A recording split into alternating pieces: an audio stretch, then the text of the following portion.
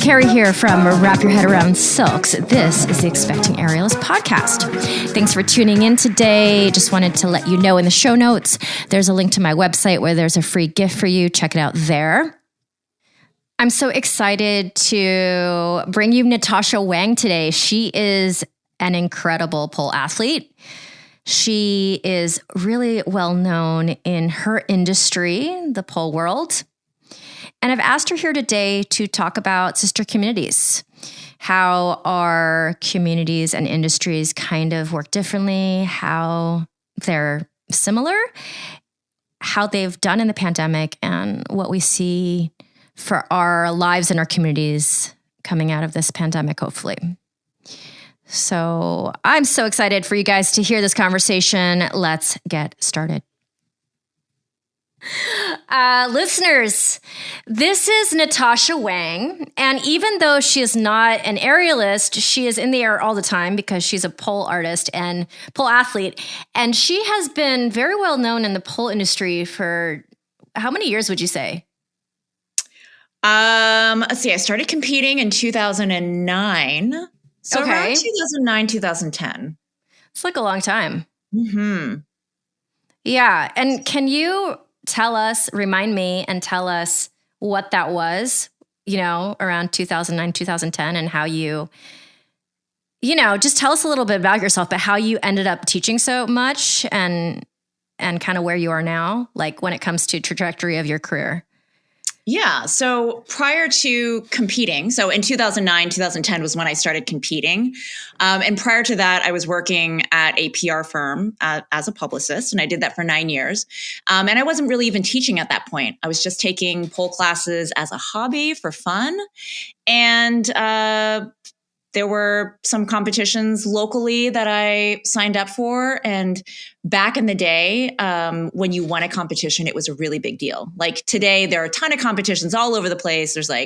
Seems like there's 10 competitions a month. But back then, there were only a handful. So if you won one of those competitions, it was a really big deal.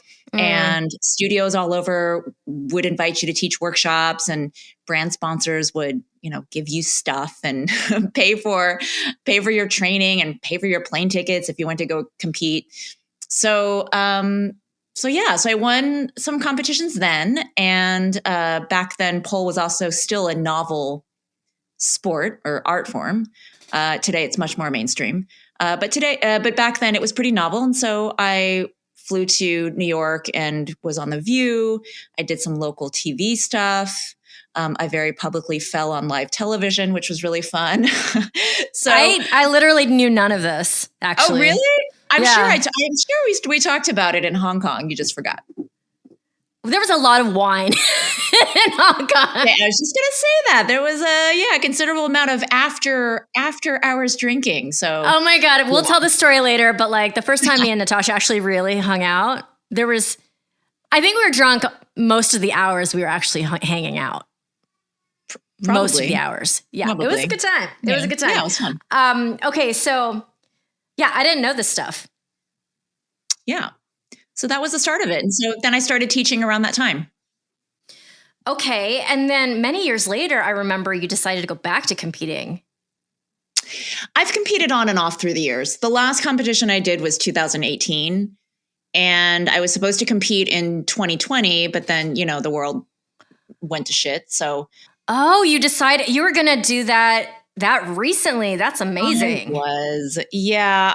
It's a competition that I've done a lot and I've won in the past. And so I have a really good relationship with the organizers. But in 2020, they had it was supposed to be in Johannesburg, either in Johannesburg or Cape Town. I can't remember, in South Africa. And then it was postponed and it was pushed at multiple dates. And, COVID ravaged South Africa pretty severely. So they eventually were just like, well, we're just going to have to cancel it indefinitely. But yeah, and I was sort of reluctantly, going back to competing. I didn't really want to because I'm old now and, older. We'll use the word older.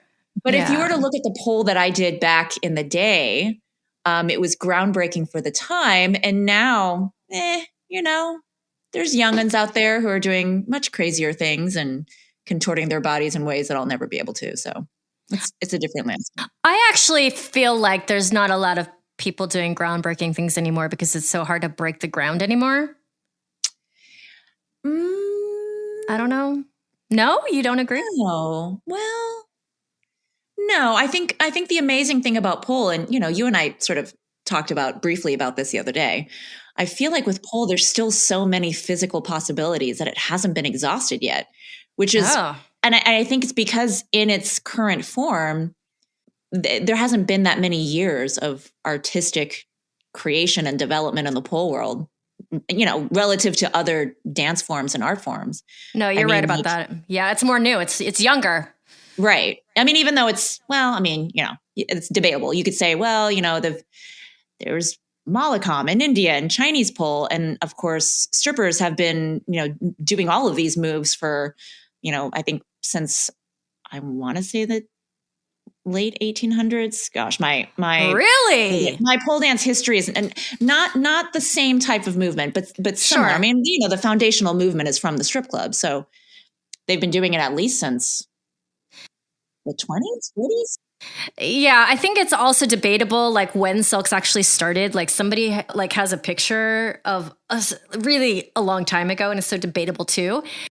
Besides that, I just wanted to catch up with Natasha. One of the reasons that I'm having her on here is to do this comparison. She's in such a sister industry to ours, but they have such different elements because of the apparatuses. And it's interesting to me how the pole world goes towards competition, and we don't. And we sometimes do, but it doesn't really lend itself somehow to competition. The injuries are kind of similar, but then very specific to the apparatuses.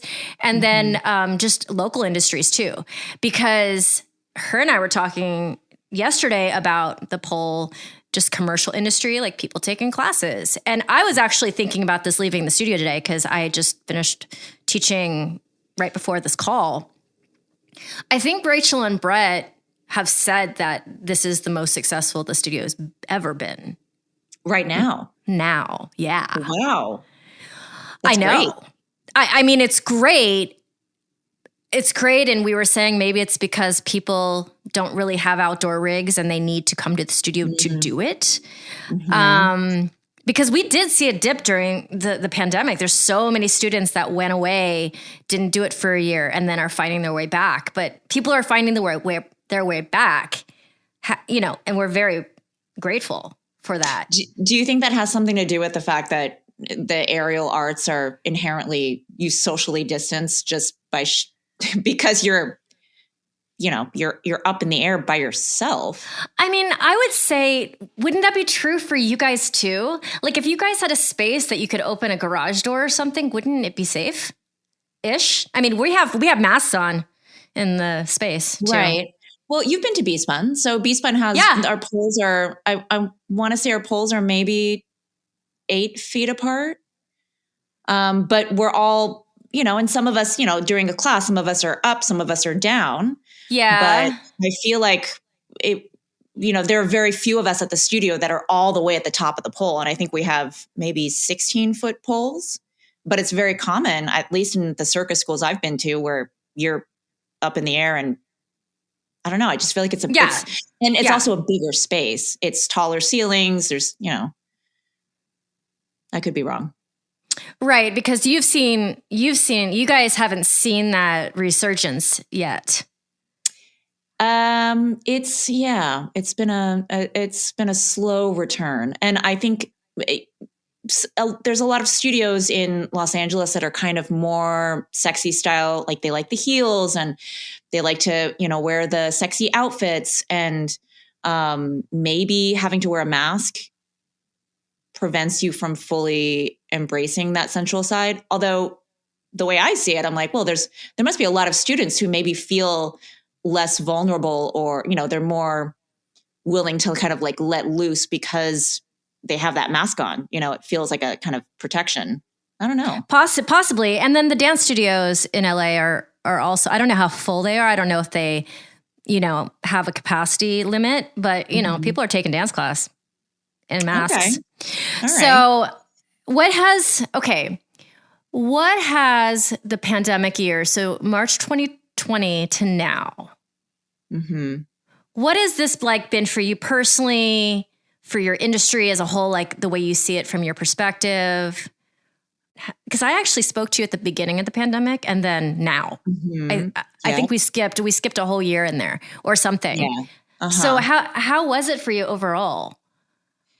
Well, I mean, there were some positives. I used to make most of my income traveling and teaching workshops and pole camps and judging events and doing a little bit of performing here and there.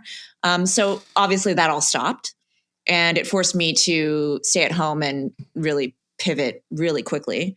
Fortunately, the studio that I teach at in LA, B-Spun, went really quickly to Instagram live classes when that was a thing. So I want to say like the week after lockdown, they were like, let's teach some classes on Instagram live. And for a couple of weeks, I think they were free. Well, yeah, obviously it's Instagram live, so it's free. And we did that for a while. And then we moved to virtual classes over Zoom. And of course, I started doing that on my own as well.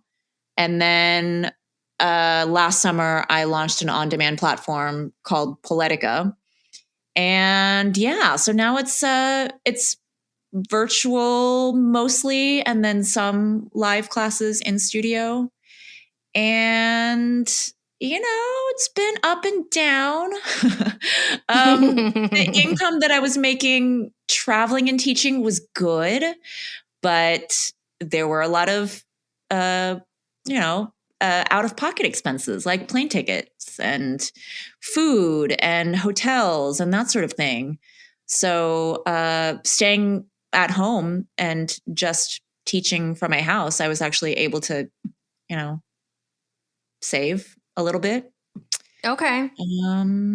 I remember you saying this to me because we were in Hong Kong together, and I was trying to convince Natasha to pretty much spend all the money that we just made. And right, to go to China, to go to the Great Wall. Yeah, and jump on a plane with me the next day to go to the Great Wall of China, because you're right there. Yeah. But you'd already been there once. Is that the truth? Is that what I'm remembering correctly? I went there when I was 9. Okay. So that was a long time ago. I would definitely go back. I think it was when we first met was when I was traveling a lot. Like we're talking 70% of the year.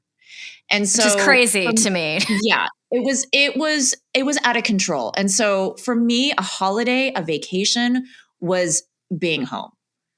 Like if I didn't have to travel for work, and I would go to amazing locations, but it was still work. It was fun, but it's still nice to be at home. But because basically I don't travel as much, and I definitely in the last couple of years I've gone to Asia a lot, but I was like, when am I going to get another chance to go see the Great Wall of China? That's right? True.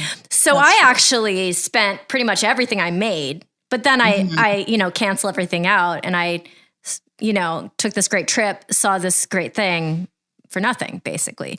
But the funny part is that she's trying to tell me on this podcast that, she's trying to like travel and not spend the money while she's on the road, because it's hard to do that sometimes when you're traveling. And, of course I was the one, 3 glasses of wine in at 3:00 in the morning. I'd be like, buy it. As you should. I mean hey, if I wasn't traveling so much, I would have gone as well. And I've definitely, I taught it on a pole cruise. And we left, I think Fort Lauderdale, and we cruised around the Caribbean, and all the money that I made there, I spent when we docked and, came home. I think I made $150. So I've definitely had trips before where it's been, you just spend everything, but yeah. But I was just always blown away by the fact that you were able to book that much work. And so obviously life has changed a lot for you. Not so much for me, because to me, like, there's only a handful of teachers out there on the aerial side that could even compete with that. Sarah Romanowski being one of them, right? Good friend of mine. And it's just not the same. You know what I'm saying? I think is it because there's a competitive element to you guys' industry that makes it, because people are preparing for competitions. Is that the thing that makes it different? Why there's the industry of like workshops and that sort of thing in the why? Yeah, I have no idea. You can make so much money doing it. Like I'm floored. Yeah, and I know not everybody can, but you and a couple other, I'm sure, in your industry. Well, and I've had this conversation with a couple of circus artists, and this was especially, I would have these conversations with a few people when I first started traveling, because I had these friends who were circus artists and they were incredible. And some of them were also my teachers at the circus school, like when I was taking Chinese pole classes. And I would always try to convince them, I was like, listen, there is a huge market of pole dancers who want to learn the stuff that you do on this Chinese pole. They want to learn the flips. They want to learn all this dynamic drops and stuff like that. And, at the time, I forget how much they were making teaching one class at the circus school, but it was nothing compared to what you could make teaching a workshop at a pole studio. And so a couple of them kind of went out, and I know Cujo, Cujo. Yeah. He was teaching at a studio in LA. And I want to say Steve Gale also taught some workshops. Oh, okay. And Steve Gale's the one that brought us out to Hong Kong for that gig. Yeah. And Timber, I'm pretty sure, taught some pole workshops. So, there was a little bit of crossover. Yeah, I just think, I think the pole world is just a little bit more, I feel like in the circus world, you have, a bunch of creative artists who open up a circus, training center. And it's like a lot of them are very purist. It's like, we're artists. Oh yeah. We're artists. Whereas in the pole world, I think the world is circus snob. Yeah. It's funny because one of my friends posted a meme on Instagram a couple of days ago, and it was, I have to pull it up at some point and see exactly what it says, but it was something to the effect of like, pole dancers like are delusional and think that they're friends with circus artists, whereas circus artists are looking at pole dancers like, no way. And it's that snobbery. It exists, definitely. No, it does. Well, I even got a little bit of that when I first started because I'm a dancer first. People hated on us for so long. And I still think some might, because they feel like it's not, I don't know, you came in from a side door or something. You still have to do the hard work. You still have to do the hard work. There's no, what's the word? Convincing gravity that you're different somehow. Right. It's not, you still have to do the hard work. Exactly. But yeah, it can be a little bit like that. All I know is I'm just floored by how much you were teaching. But I have to say, I have an online platform now. I actually started before the pandemic, a year before, but it came in a great time. And now you've had the time to develop yours. And I have to say that when all of this is said and done, and it's not yet, we're all very, very fatigued with this pandemic, obviously. Like our industries are, I can't use the word decimated 100% because, the studio is coming back, the one I'm working at. But when it comes to Hollywood, when it comes to people feeling free to come to a in-person class, it's rough. And I feel like, I don't know when Hollywood's going to bounce back completely. We're right in the middle of Omicron. I've gone back to not going anywhere inside with my daughter. It's a very sticky time, but hopefully it'll go the other direction. But after all of that, I feel like the fact that you have an online platform and then hopefully you can go back to the other type of work, it's the best of both worlds. It really is. Yeah. I'm grateful that, and it sounds horribly privileged, but I'm grateful that the pandemic gave me the time to be able to develop, this side hustle that is going to come in handy in the future. So, yeah, I mean, I don't think I'll ever return to the way that I was traveling before. I don't think I'll ever go back to that. Even if the industry started picking up again, I don't think I can. I'm getting too old, and it's just so fatiguing to have to travel like that. But yeah, I'd like to do a little bit of, getting out of my room. That would be nice. My partner travels way more than me because I'm always with my daughter, and he travels if somebody needs to travel, but I haven't been on a plane. I haven't traveled since, March of 2019. Wait, but what about going to Delaware? I've never been there. Oh, yeah. okay. Asa's done all of it. Asa, Oh, wow. because me and my partner just bought a house in Wilmington, Delaware for the future.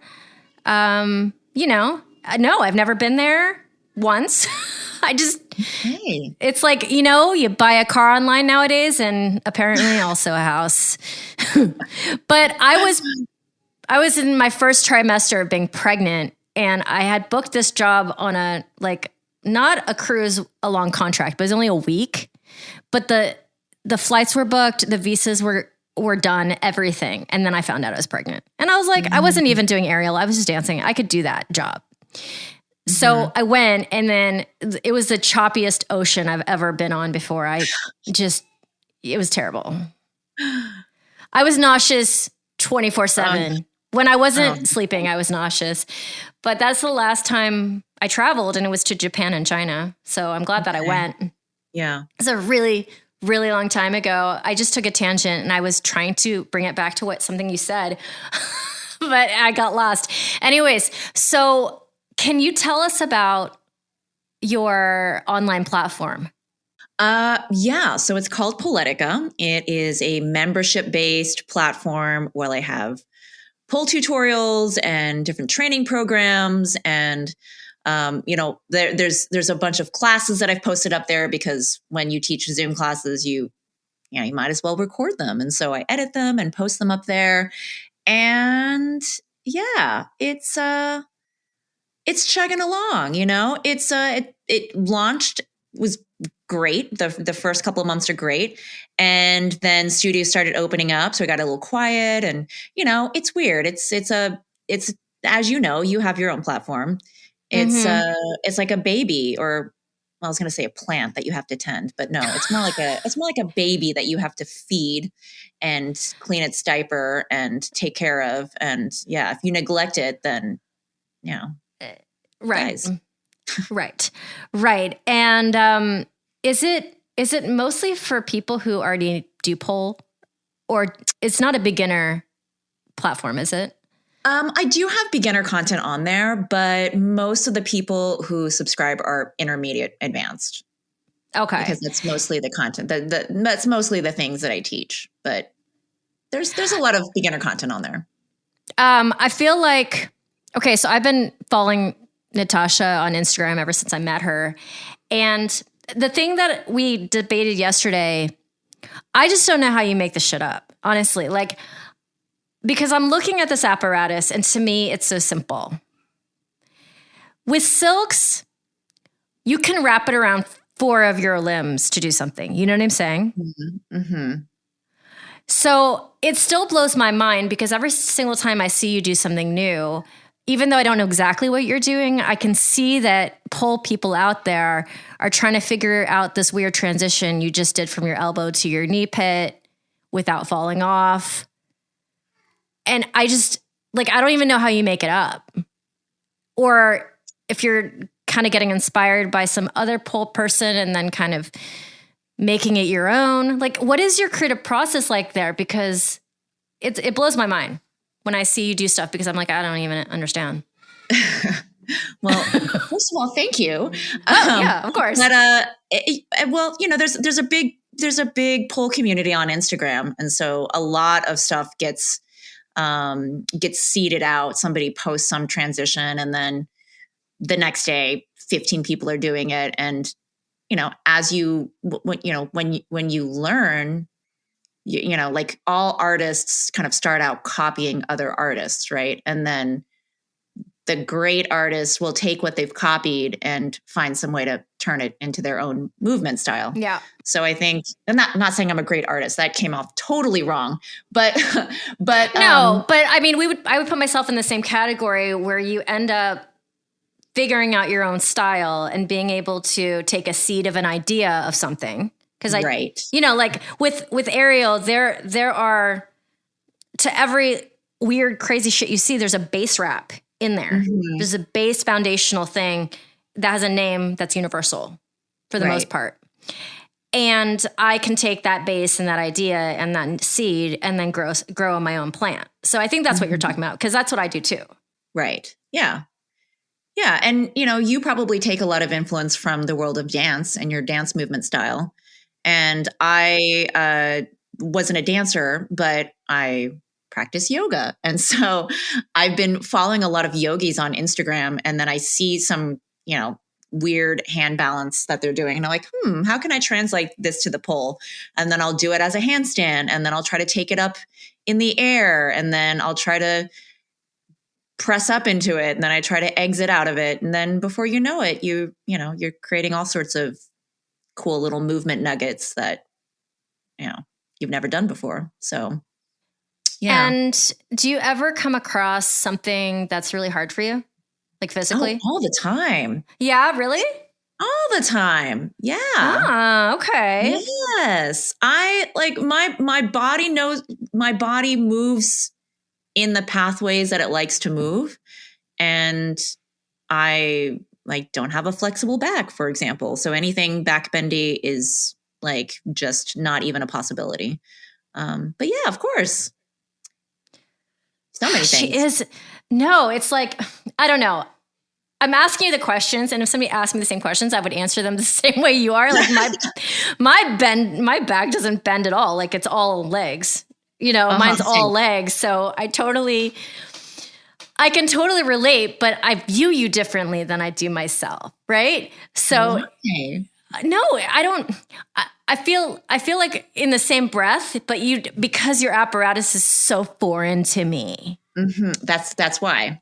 That's why it's I'm like, wow, Natasha, what the fuck was that? And then, but I know on my own apparatus, it is also, it's the same, we're on the same coin on the other side, but because it's so foreign to me, and I have tried to do pole before and you were great.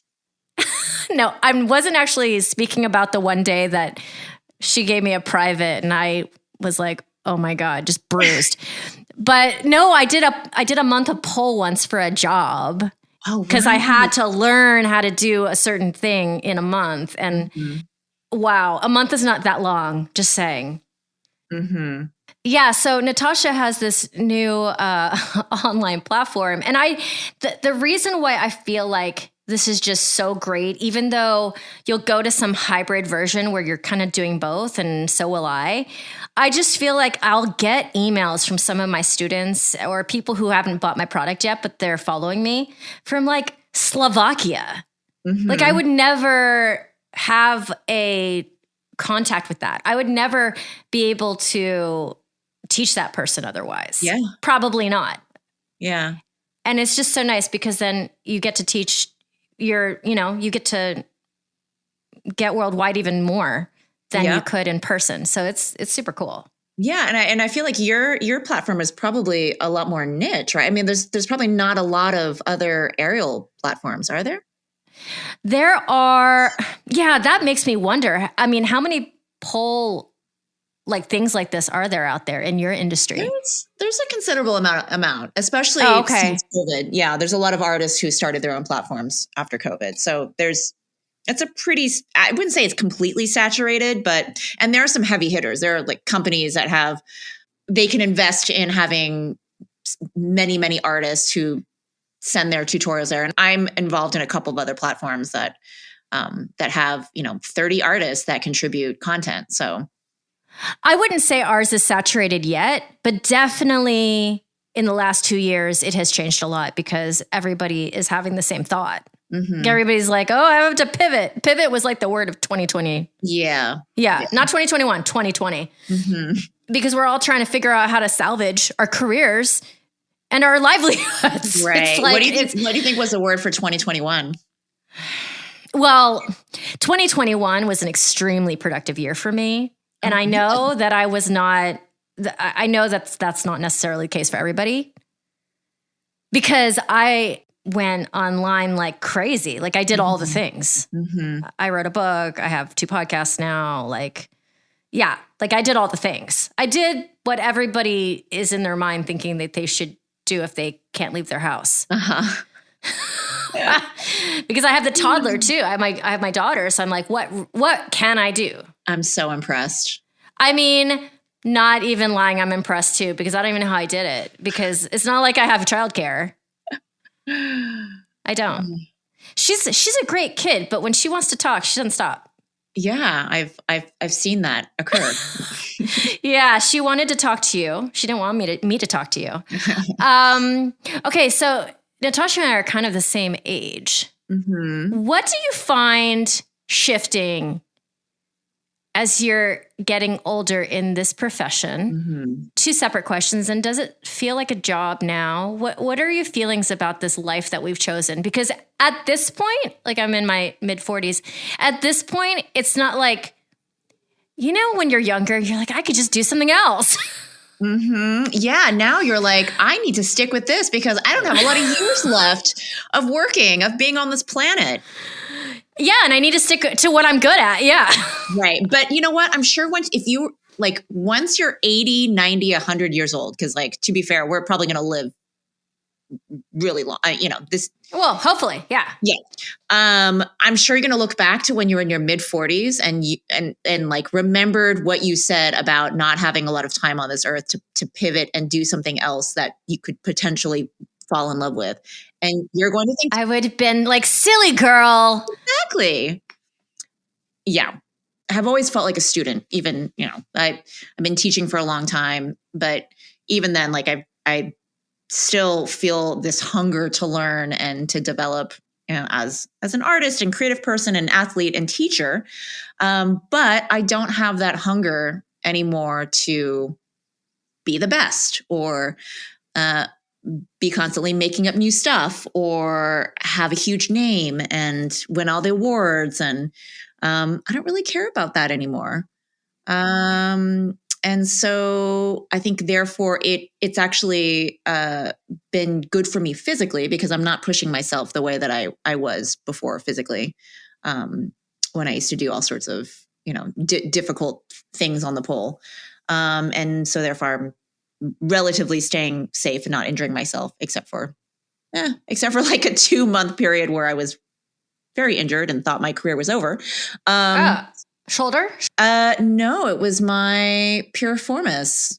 Oh. Pinched nerve. Yeah. And it made like just any kind of hip flexion. I would lift my knee and just like double over in pain. It was horrible, like 2 months. And how did you resolve that? I started going to physical therapy, and they prescribed a bunch for me to do pigeons all the time. Okay. Yeah. And so which is funny because there's a bunch of training videos on my Instagram, because I was like, okay, if my physical therapist is telling me that I need to do pigeons to loosen my piriformis, my external hip rotator muscles, then I'm going to do a shit ton of pigeon moves on the pole. And so I was just making up a whole bunch of pigeon shapes on the pole. So that was definitely a silver lining to being injured. Yeah. I and I'm sure you feel this way too, where you do think about the longevity of what you do to survive. And you realize it's not going to be something that you're not going to be able to move at this level. And I don't know when we're going to start seeing changes in our body that's going to prevent us from, 10 years. Yeah, I don't do resolutions, but I do have a goal this year of just getting back to my height of strength, which was probably 5 years ago. It was, pre-baby and kind of working smarter around my limitations, because same thing, like I'll overtrain so easily. Like I'll get excited And I'll just go so hard. And my body's like, nope, you can't do that. If you work out hard, you got to spend just as much time doing recovery. I have to. I have to do the rolling and blah, blah, blah. You were talking about not feeling the need to be the best anymore. Would you say that in your life, are you a super competitive person? Like in your heart and your soul? Not with other people, but definitely I'm with yourself. With myself. Yeah. So I don't know when it started. It was very recently that I was never feeling competitive with my students, but now when they really get good, the amount of pride I have is way high. Yes. Super high. And I think I kind of I think I had to kind of get out of my performing years a little bit to allow that to happen. I didn't think you were going to go there. I thought I thought you were going to say that now you're competitive with your students and you want them to fail because you always want to be the best. And I would have been very surprised. I would have said, Carrie, that's terrible.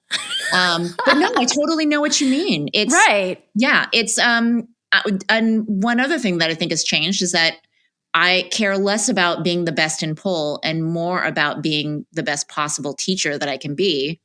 And, yes. Yeah, it's incredibly gratifying to see your students succeed. I know. Like to do as well as they can. I realized that I had to get out of that phase. I think it's really hard when, I don't know. Are there a lot of young teachers out there? I don't know, because the lifespan of a teacher and then your performing years, they kind of overlap by a lot. You don't see a lot of aerialists or pole dancers who are like in their 50s and 60s teaching, right? No, that's not true. In pole, you do. Oh, you do? Okay. Yeah. I mean, I will be when I'm older. I'm sure. I don't know if you see a lot, but you definitely see it. I mean, pole is, it tends to attract younger, primarily women. And I think it's because it's a sport and an art form that's sort of like, it's very sexy. And I think women in their 20s and 30s kind of like being sexy or, Yeah. Whereas I think if you get older and you're like, I don't really care for that kind of stuff anymore. Or I don't, it's not a priority for me always to be the hot girl in class. But yeah, I have some good friends who are teachers and they're in their 50s and. Oh, that's wonderful to hear. Yeah. That's wonderful to hear. I don't know. I'm coming out of it, but when I get called for an audition, it's me there with my students. We're up for the same stuff. So that's going to shift over time because, they're anywhere from 10 to 20 years younger than me. Yeah. But then, I'm not going out as much. But yeah, that shift took a while to happen because I'm now just getting out. And they're just getting in, a lot of them. Yeah. So what is that like, seeing your students at an audition? Oh, we joke about it. Like we just do I'll do like an Instagram story. I'll be like, this is what happens when the people that you teach and are way younger and hotter than you show up at the same audition. We just joke about it because it's like, I know they have so much respect for me. Yeah. And it's like greener grass. It's like, I have the experience. I have the name. People know who I am generally. Casting directors, I've probably been in there before for one or two things. But then that's Hollywood. Like Hollywood is looking for the ingenue. Young, hot, and fresh has always been a big, if there's like a column of check marks, that's a big check mark. So is experience. Right. So, you just don't know which day, which one's going to prevail. And they're going to have, no matter what, I feel so bad for these young artists, dancers, aerialists, because they're just not going to have as much opportunity as I had. I did everything, dude. I did everything. I had 20 full years of dancing and that was all I did pretty much. Yeah. That's a long time. That is a really long time. And do you feel like you had more opportunities then because of the way the world was then? Or yeah, it's kind of like when you were talking about in 2009, how like when things were smaller, you got a bigger punch for stuff. Like you want a competition. Everybody in the world knows who you are in the pole world. Mm-hmm. You know, our industries were smaller. There weren't all these micro circles. Like everybody knew everybody in the dance world. Everybody knew everybody in the pole world. And even though now technology and everything is just exponential, a great thing about it growing like that. But when we say the good old days, it was good old days because there were more real like commercial opportunities when it comes to like getting real jobs on real movie sets, commercials, TV, all that stuff. And it wasn't completely saturated. Mm-hmm. Are you talking about dance or aerial work? More dance, but aerial, it's kind of getting there. Like I used to be in the air on the weekends in clubs, like every weekend. And those jobs just don't exist anymore. And are they not existing because of COVID? Even before that. Really? They just started whittling away, and we might have a resurgence. Like whenever somebody like Pink does another performance, I get so excited because we just have like another injection of some energy into, oh, it's not going away yet. Or if Beyonce hires, Daria or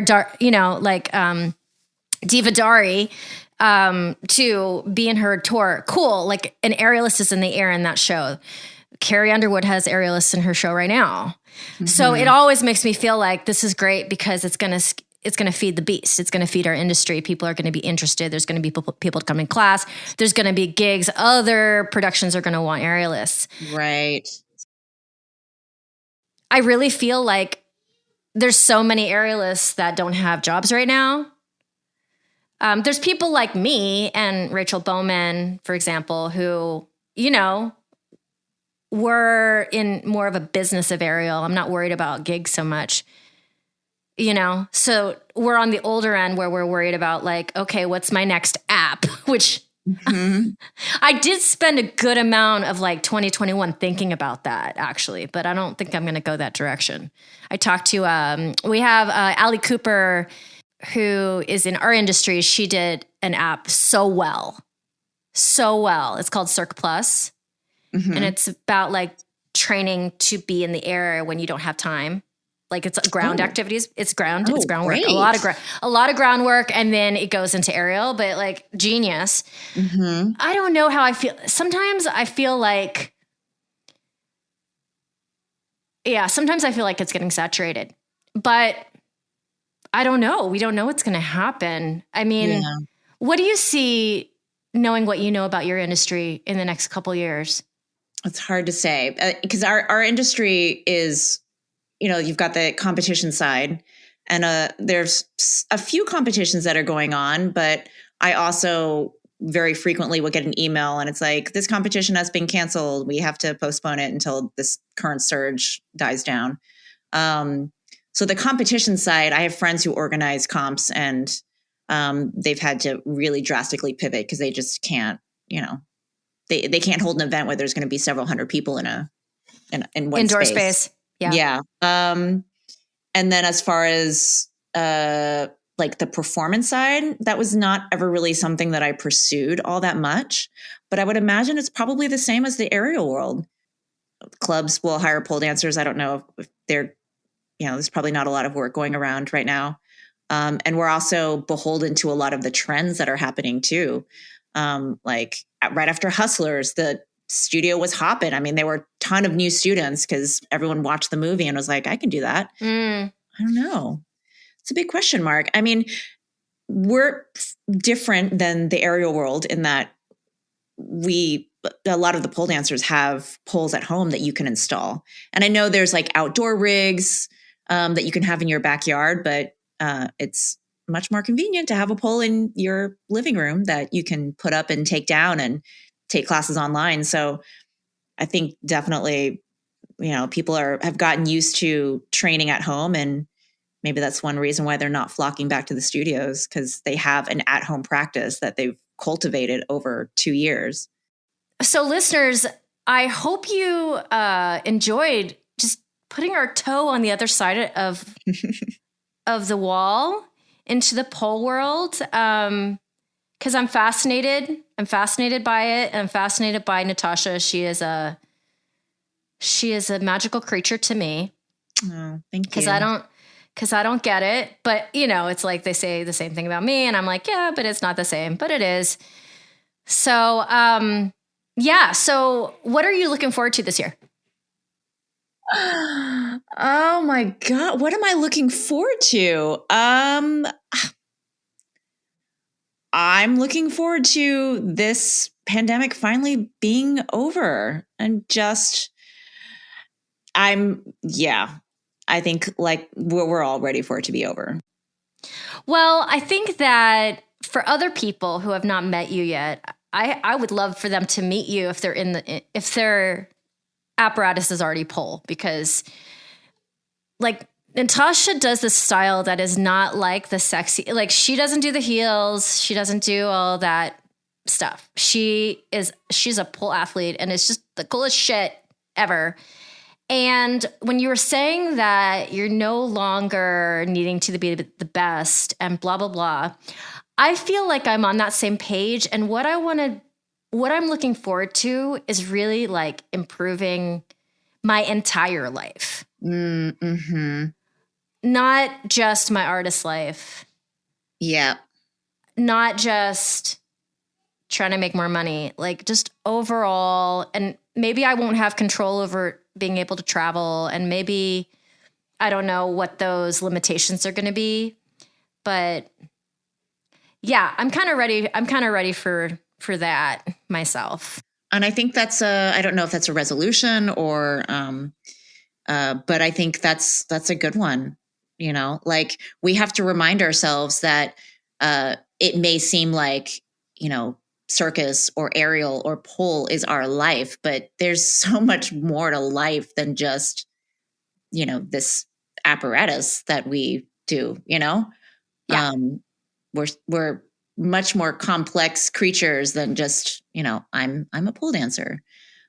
So it's important to remind ourselves of life outside of the circus school or the pole studio or, Yeah. And I have to say, this is probably the first time I've stated that goal in my life and meant it. Because oh my God, dude, I am a super competitive person. I don't think people know that about me, because I will always act with kindness, but the thoughts that go through my head, you know what I'm saying? Are crazy. I mean, it's an upbringing thing. Hello. I mean, culture has something to do with it. I don't know. I just being Chinese and like just trying to be the best. And just, I've thought, like in movies where they cut away to somebody's fantasy. And how they're like running the chick over with the car to like get out of the way in the dance audition. That's me. Oh, wow. Shit. No, I am like ruthless in my brain. And then I know. And people don't know this until I tell them, because I never act on anything, of course, because that's crazy. It's just in psycho, but I've been like that. And I think that's why I had such a long career, because you have to care to stay in it. Yeah. You have to care. If you don't care, you're not going to get the job, because you have to push, you have to fight for it. Right. So my fight is just so hardcore, and it's always been, but it's starting to soften. You still have a lot in there. I mean, I'm so impressed by people who have that kind of drive, because I am way too laid back. And I think that's one of the reasons why I never pursued performing, because I was like, I don't want to like have to, competing and performing are totally different. A competition, you dedicate months and months and months and months of training, and you have to have everything perfect, your costume, your music and all this. And, like it's so much more rigid. Whereas a performance, it's like when I have performed, I either go all in and spend like way too much time putting a routine together, or I completely half-ass it and it falls to shit. So it's like I could never find like a middle ground. Right. Okay. But I never really liked being the center of attention and have people look at me anyway. So that's probably necessary to be a good performer, is like being on a stage. But I admire that about you.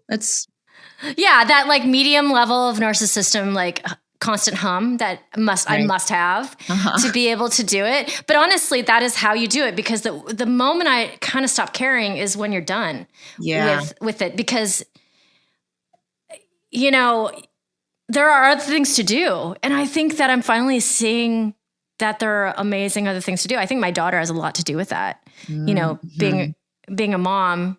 Yeah. So I'm changing before your eyes, Natasha.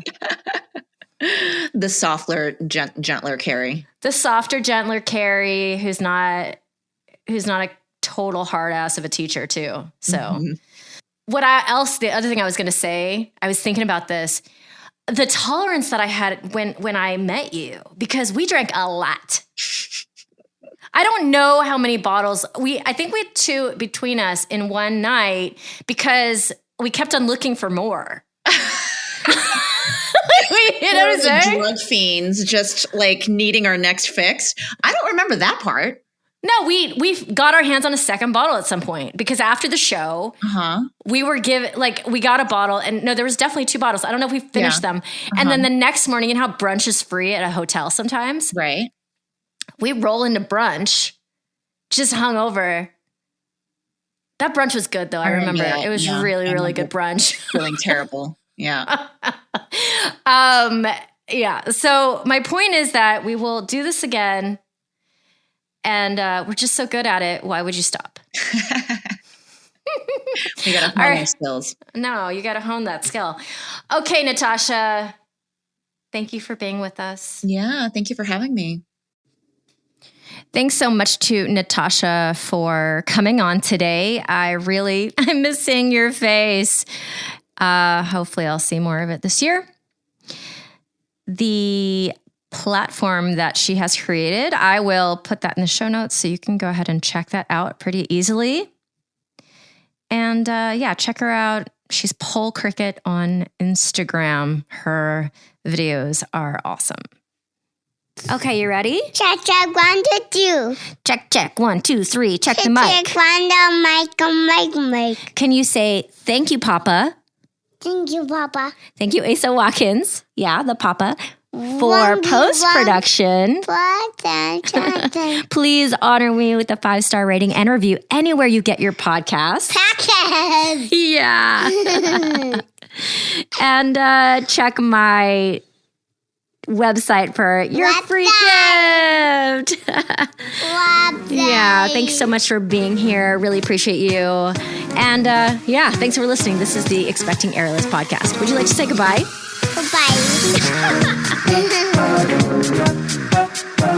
Goodbye.